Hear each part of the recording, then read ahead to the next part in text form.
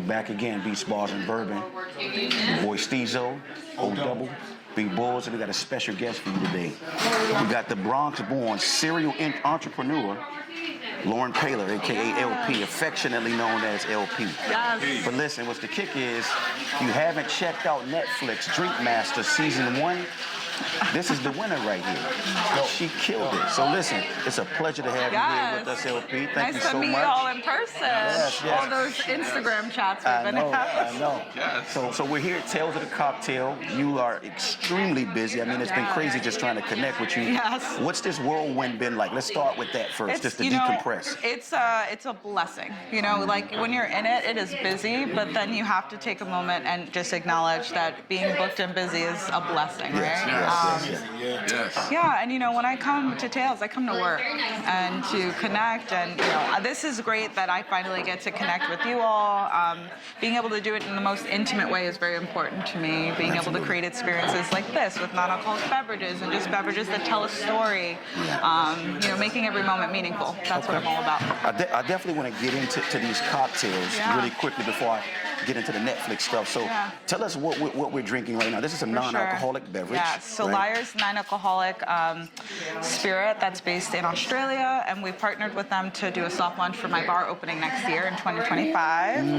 Yeah, and so we really love being able to display the complexity that you can create with non-alcoholic beverages. So right here you have coffee and a crossword. That is our Lyre's white spirit, white cane spirit, amaretto, coconut, banana, and espresso, right? So kind of an espresso martini variation. And our other beverage is a cosmopolitan variation. It has peaches. I gotta try that. Yes, taste this. Peaches and strawberry, a little bit of gin, and again, all non-alcoholic, so very tasty. So that's fantastic. So that means sipping on a couple of these. Yes. You are definitely 1,000% sure of getting home safe. Oh, 100%. And I mean, the thing about this is having the options is cool, because if you're out a night with your friends, you want to enjoy a non-alcoholic beverage, you don't want it to be lemonade, you still want to be a part of the experience and the party, and you don't want to necessarily feel like you're being like it's a cop-out or whatever. We're seeing a lot of bartenders do a really great job executing these beverages, these style of beverages, and so, launching this soft launch for the bar, I was like, let's just do all NA. Let's show people the versatility and the complexity that can exist in that sector, and in a way that, I mean, look at this line, right? In a way that allows them to still engage with the experience. Absolutely. Yeah. So talking about this bar, what's the name of the bar? Where is it going to be? Yeah, so Bar Leonzo. Leonzo translates to canvas in Spanish. And so the idea behind it is we're artists. You know, we all have our respective canvas. Right. It's a creative kind of hub for artists. So chefs and bartenders, photographers, videographers, podcasters. And we're really trying our best to collaborate with as many creatives in the DC community as possible. So that's district. Yeah, in the district. So that's changing photographers we work with, changing the graphic designers we work with to design our menus, changing the videographers we showcase. Because I acknowledge being on Netflix gave me a platform. People are watching, so let's elevate the voices of other people and leverage that opportunity to do so, right? Nice. I was going to ask that. I mean, I know we're going to fast forward to the Netflix, but how has, we talk about catching lightning in a bottle. I was just thinking that, how have you been able to leverage, and it's so hard for people to be able to take that lightning in the bottle and pivot and make something happen. Lift off. Absolutely. How has that experience been for you? It's been great. I mean, a very fast learning curve for sure. I think the experience of Netflix was one that taught me a lot. There were a lot of things behind the scenes people didn't see that were very difficult for me to deal with. And then also you put winning on top of that, which is supposed to be this joyous moment, which caused a lot of stress and anxiety. And I learned a lot about myself, implemented a lot of boundaries. One, to protect myself, but two, to focus on family, because I'm not all work. You're a mom. I like to have fun too. Yeah, I have a daughter and a husband, and so, I don't want to come home and, not be able to enjoy that part of my life because it's so special, right? Yeah, for sure. So finding the ways in which I can really lean into the artistry and be consistently inspired by what I do, the people I meet. You know, when I reached out to y'all, I was like, we got to do Bodega culture together, you know, and we will. It will happen. I was getting there. I want to tell you, like, I think that idea is ingenious. Like, you know, when me and my guys hang in New York, you know, we see Bodega life. And for somebody to, like, implement that into an experience, right? Jesus Christ, Yeah. that's so dope. Like, we have to do it. Well, for those of you who don't know what Bodega culture is, so it's a pop-up I created that derived from a cocktail I made on Drink Masters. And so that guava, you know, tropical smoothie you get at the Bodega with your empanada or, you know, your alcapurria, whatever it is, your sandwich. What I basically did was take that experience because of all the feedback we got and all the people who saw that episode and they were like, I connected with you in a way that was just so genuine and authentic, and like it made me so proud to be Black Afro-Boricua, to be from New York, to be someone who that was your flex when you was on there. And it was the only cocktail I can truly say I was like, I'm just gonna try this real quick and see what happens. But somebody messaged me the other day and they said, you know, I just celebrated my birthday in New York. The guys at the Bodega bought me, you know, a bottle of Don Julio. We got some beers, hid them behind the chips, and then we ordered Chinese food. And I was like, that's Bodega. That's literally it. Like legit, right? In a bottle. In a bottle. That's it. And you know exactly what I'm talking about when you see a brown paper bag with a can in it. Or if you see, you know, those little juice, do you remember those little Huggy juices? Yeah. You know, or you see a coffee cup, you know, with a cocktail in it. You know exactly what we're trying to embody. No, that's awesome. That's one of the things that it really resonated on me, to me on screen, seeing you on Netflix. I'm like, yo, she's at home making that cocktail. Yeah, I am. So it made a lot of sense why I need to watch. that inspired. Yeah. You know what? Just watch that episode because I think it'll allow you to understand what the inspiration for Bodega culture was. What episode is that? You remember? Episode 2. Episode 2. So that was it. That was the vibe. But I didn't, you know, when you're in it, you're in it. You're just doing what you got to do to survive. Luckily, I was prepared going into that experience. But for me, the most important advice my husband gave me was just be yourself. That's you know, right. go out there and showcase who you are. That's right. Yeah. You know, and I think I did that. So I got to interject right there because I think on camera you were the most calm, collected of the entire group. Absolutely. And I'm watching it because unfortunately I didn't see it before we met. Yeah. Right? But when I jumped in, I'm a binge watcher. Yeah. As long as it's Listen, something that's capturing my attention, I'm a binge watcher. I watch every episode and I'm like, yo, why is she so goddamn calm? And this is like high intense pressurized You know what it moments. is? I take it for what it is. If I'm going to an experience, and I was prepared, I was at the library, I did whatever I could do. Yeah. But when you go into that experience, you have to acknowledge I can do X, Y, Z. Yeah. I've prepared X, Y, Z. Yeah. And you can't Don't make it more What's- complicated than that. Exactly. Yeah, And yeah. having that mindset, even during service, when we were in busy services with bartenders and guests, and we had 5 line deep. I'll get to you in just a moment. Give them a smile. Like, just take it as it comes. You know? Acknowledge the person's there. Be human.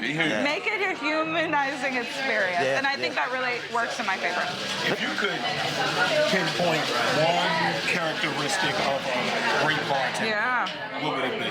I think it's hospitality, but I think it's boundaries as well, because one thing that I think for a really long time our industry struggled with was being able to prioritize ourselves to better take care of others. We always prioritize the guests that we have, and I think as an industry as a whole, we're doing such a great job at kind of flipping the script, making sure we're whole so that we can provide you with a very amazing experience. So I think that is really cool to see. How are some of the ways that the industry has changed in that sense? What are some of the things that I definitely think they're acknowledging the need to take better care of themselves. We're seeing a lot more parents in the industry, a lot more conversations around parenthood, and having something outside of what we do as a career to really ground us, right? And then I think additionally, it's that we're speaking up for ourselves in whatever capacity we need to, and it's really empowering. That definitely stemmed from COVID. Hi, how are you? I think this Tails. is Aleka. Hey, how you doing, Aleka? I think Tails does a great job of that too. And I was like, I think Tails does a great job of incorporating that into what they produce annually. I was just telling Osei, I think Tails does a great job providing that platform for you guys to know, hey, this is our space. We should take care of one another, and it gives you kind of that platform to be able to do that. Because I noticed all throughout this, they're going to make sure that there's diversity, inclusivity. Absolutely. It's putting the individual first because they matter most in this industry. So I get it, and I'm so happy that this is kind of an environment for that space. Yeah. One of the coolest things too is this collaboration element that's happening. So Leonzo's mission is to really ensure, after COVID we saw a lot of contract work, right? A lot of businesses popping up, but that's not sustainable. At a certain point we're going to have to work together. And so for me it's like, I want to work with you. You're an amazing videographer. I can't do it, I want to be able to acknowledge where subject matter experts are experts, right? And they can amplify what I'm doing. The very first pop-up we did for Bodega Culture was at Lincoln Center in New York City. Yeah, that was dope. I saw the recap video. I had to bring in a designer, someone who knew what vision, would really resonate with what I was trying to portray, but a professional who does this for a living, it would never have been what it is if it wasn't for that. I had to work with a, graphic designer to create a media kit for me. My branding is everything. Like for everything I have, LP Drinks, I am the brand, but I have my logo, right? Bodega Culture has a very specific brand, and branding for me, especially in a time of social media, is so essential. You want someone to see something and be like, oh, I know exactly what that is, to resonate with it. It immediately brings them back to the experience they encountered or the person they met, right? And so really leaning into that collaboration is, I think, the most important element of surviving in this industry. I can attest to that because us right here, we're learning that the ecosystem, partnership, collaborations are everything.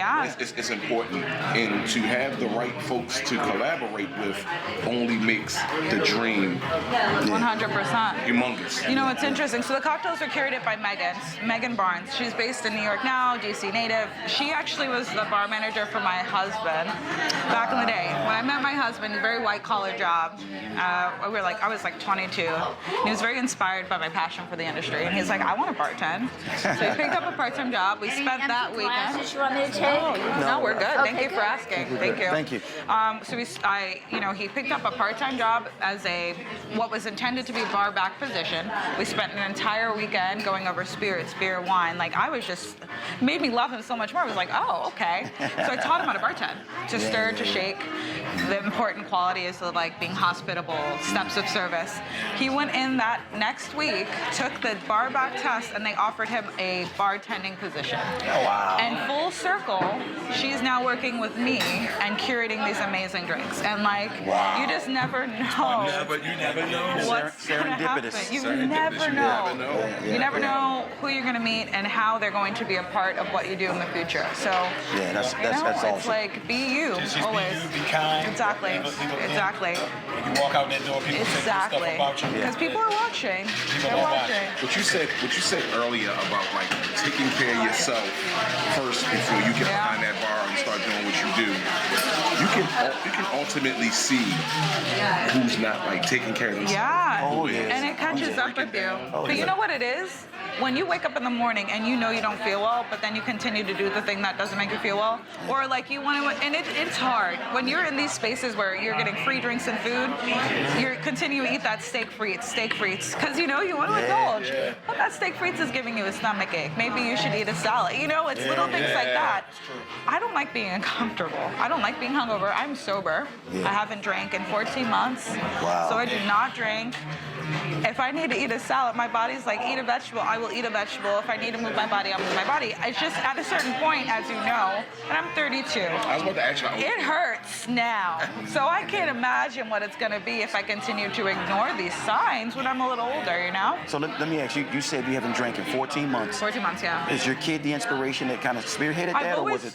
It's a great question. So I wanted to be sober sober for quite a while, and it was honestly, it was like I was battling this. I don't like being hungover, and then it really transitioned to wow, my work, the quality of my work is so much better when I have a clear mind and when I am fully present.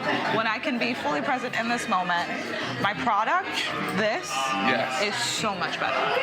That's dope. So much more meaningful. I feel so much more connected. And you're aware of how your body reacts to things. Like I just got goosebumps. It's little things like that, you know. It's as you get older, there are things that just become more meaningful, right? And yeah, I think it's awesome. And I'm not saying I won't drink forever, but I think right now, especially being a mom and having many businesses, my focus is the most important thing. As the kids say today, lock in. Lock in. Is that what they say? Yes. Lock in. Yes. I mean, I'm focused. It's about balance. Exactly. Because whether you drink 20 months down the road, or whatever, or whether I want to celebrate one day and have a glass of champagne, but I'm not going to have a bottle, you know? Like, it's just figuring out where the balance Drink is. responsibly. The industry is a grind. Like, we know a lot of bartenders, and I'm friends with a lot of them, and I just see their grind. Like, you know, the money, some of them feel underpaid.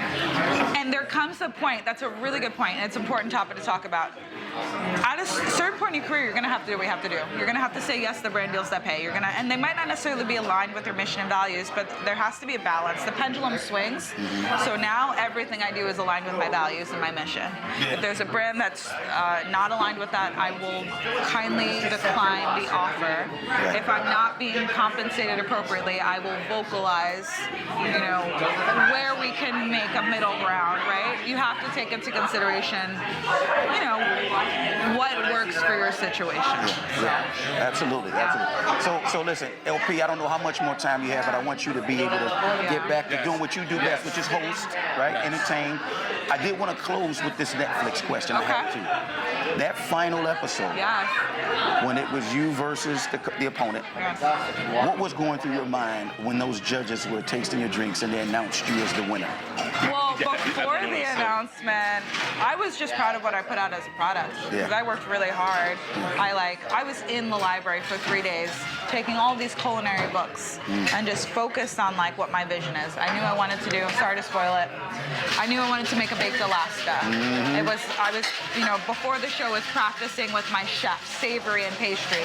And I was like, you know, I really just want to showcase what is possible in our sector, my culture and how proud I am of it, and then additionally, like, I made sure that every episode I was elevating the experience. Like, I didn't want to give them everything in the beginning. So when they announced, I was really proud of myself. And I just, like, the first thing that came to my mind. And you deserved it. Did you break down on the No. did. What I noticed, her reaction was... I was surprised. I was, genuinely. Wow. Because I'm not judging. You know, I'm taking... And it's subjective. It is subjective in a way. And the thing is, I only knew what I put out as a product. I didn't taste the other two competitors' drinks, right? And they were worthy competitors. And I think you have to... I knew in that moment, for me, it was like, be proud of what you do regardless of what the outcome is. But I was really proud that was what the end result was. I'd be remiss to not ask this question. Being a native of the Bronx.